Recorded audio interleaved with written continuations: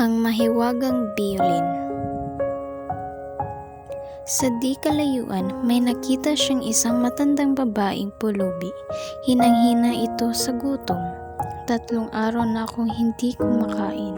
Halos palubong na, sabi nito na matapat sa kanya si Rodrigo. Naawa si Rodrigo. Binili niya ang pagkain ng matanda at binigyan pa rito ang natirang barya mula sa sakim na amo. Natuwa ang matanda sa kabutihan ng binata. Ngunit naawa siya rito nang ikwento niya ang masaklap na kapalaran sa amo si Aghap. May inaabot ang matanda kay Rodrigo. Mahiwaga ang biyolin ito. Sasayaw ang lahat kapag tinutugtog mo ito. Bumalik ka kay Aghap at singilin ang dapat na sa iyo. Bilin